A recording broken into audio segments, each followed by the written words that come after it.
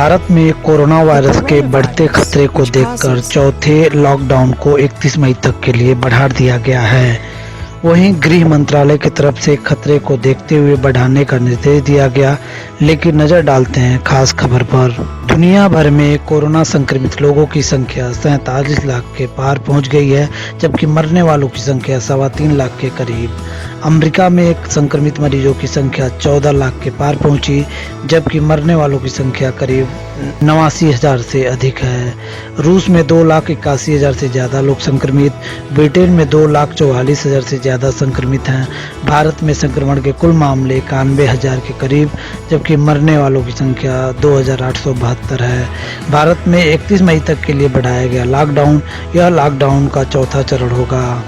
Spain में पहली बार संक्रमण से एक दिन में मरने वालों का आंकड़ा 1,000 के नीचे है। वहीं केंद्रीय गृह मंत्रालय ने कहा है कि कोई भी राज्य या केंद्र शासित प्रदेश 31 मई तक लागू देशव्यापी लॉकडाउन के लिए जारी दिशा निर्देश को कम नहीं करेगा।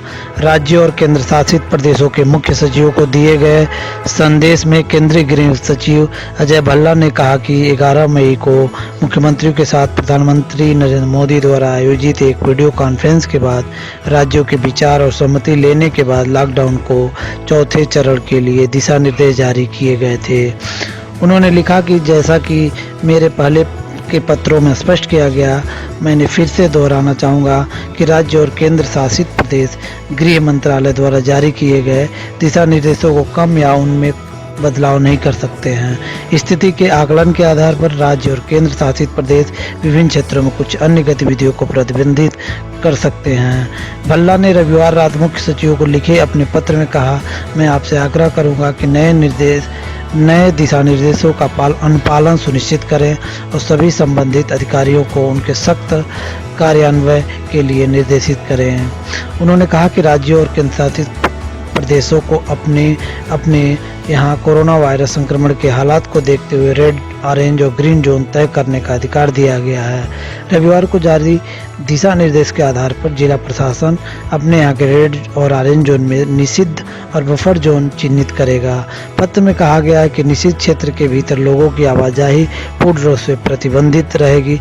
दूसरे किसी जोन से इस जोन में भी आवागमन पर रोक रहेगी। सिर्फ मेडिकल या अन्य आवश्यक सेवाओं से जुड़े लोग ही यहाँ आ जा सकेंगे। इन क्षेत्रों में आवश्यक वस्तुओं की निर्बाध आपूर्ति जारी रहेगी। गृह सचिव ने कहा कि देश भर में कुछ गतिविधियों पर लागू पाबंदी जारी रहेगी। राष्ट्रीय आपदा प्रबंधन प्राधिकरण NDMA ने राष्ट्रव्यापी लॉकडाउन 31 मई तक बढ़ा दिया है और लॉकडाउन के नए दिशा निर्देश पुराने आदेशों की जगह लेंगे। सिर्फ लोगों की आवाजाही के संबंध में प्रभावी मानक संचालन प्रक्रिया SOP में कोई बदलाव नहीं होगा। आपका अपना क्या विचार है, जरूर हमें कमेंट बॉक्स में लिखें।